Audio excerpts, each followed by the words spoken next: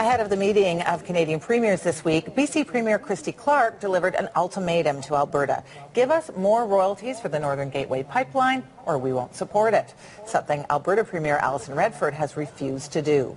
A reasonable request or an unjustified shakedown? Time for the big picture to weigh in. Ian Lee is assistant professor at the Sprott School of Business at Carleton University. Erin Weir is an economist with the United Steelworkers of Canada. So Erin, let's start with you. Whose side are you on here? Should BC be getting a little extra boost because of this pipeline actually putting the risk in their province? Well, I think there's an argument to be made there, but I actually think this spat over royalties distracts from a couple of more important, larger questions. One is whether or not to build the pipeline at all, and the second would be the amount of royalties that are being collected. If you look at the Canadian Association of Petroleum Producers statistical handbook, it says that royalties amount to only about 10% of the value of all the oil and gas sold. So rather than having a squabble about dividing up that 10% between Alberta and BC, I think premiers should talk about collecting a better return on these non-renewable resources that, after all, belong to the people of their provinces. So, Erin, you like to hear that? Squeeze more out of the private sector, make them take more risk and leave them with less? You like that idea? Sorry, Ian. No, I mean, I think that this is just a silly suggestion from the get-go. First, I'll deal with the Premier's suggestion. I mean, first off, if they want more money, they can raise the municipal tax rates for the right-of-way for pipelines going through the province. But secondly, on the larger issue, where she's arguing that there's increased risk, if you think about this, this proposal is quite pregnant with possibility.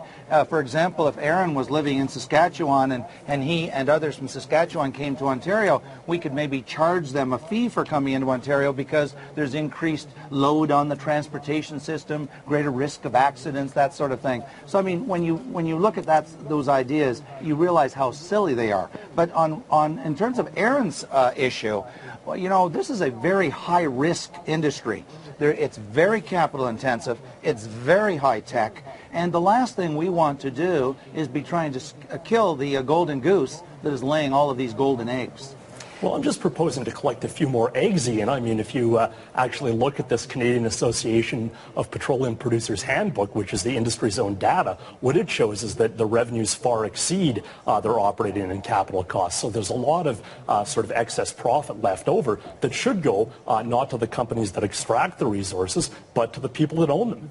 Well, can I just challenge Erin on that point? This very idea of excess profit, you're biasing it right away. The role of government is not to act like a business and try to maximize revenues. The role of government, properly understood, is to create a competitive environment that maximizes the creation of wealth, that maximizes the employment of Canadians in good jobs at a high and gives them a high standard of living, rather than the government acting as some kind of a gouger that's trying to take out every last nickel, spare nickel, out of a firm's operating income. Well, maybe you're too young to remember this. There was a guy that ran this country named Pierre Trudeau who came up with the same kind of left-wing vision, steal the money from the corporations that you're espousing here, and he nationalized energy. It was a disaster for Canadians. Grown men wept for decades trying to get money back in the sector.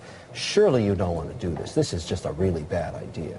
Well, there's a couple of other guys named Alan Blakeney and Peter Lougheed that collected far higher royalties from their oil and gas industry when prices went up in the 1970s and created windfall profits. And it was a very good thing for the people of those provinces. It led to a lot more public infrastructure and better public services. Some of the biggest business news of the week was China's $15 billion takeover of Canadian energy company Nexen. The proposed deal has raised foreign ownership questions. Is this a net benefit to Canada? Time for more now from our big picture panel. Ian Lee is a professor at the Sprott School of Business at Carleton University.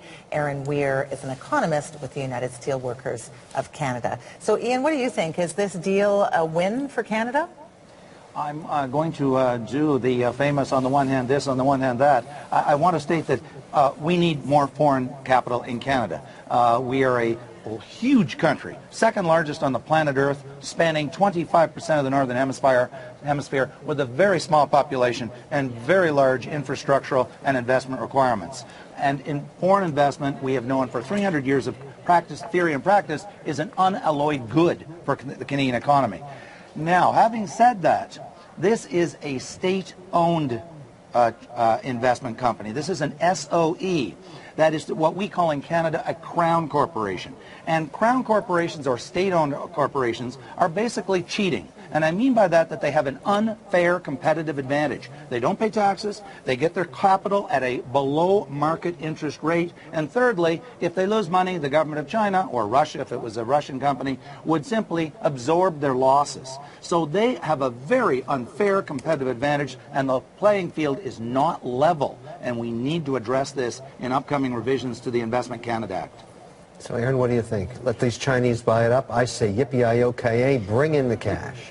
Well, not quite. I mean, a company like Nexen aims to sell oil and gas at the highest possible prices. My concern about a company controlled by the Chinese government is that it might have an interest in supplying those resources to China's economy at lower prices. And if the China National Offshore Oil Corporation succeeded in lowering the prices of Canadian energy exports, that would subtract from our trade balance, resource royalties, and tax revenue. So I think this potential conflict between Canada's interests as an energy producer and China's interests as an energy consumer is something that needs to be evaluated very carefully through a thorough and transparent review under the Investment Canada Act. Let's be pragmatic about it. You say block this deal for the reasons you don't want the Chinese bringing down the price of oil.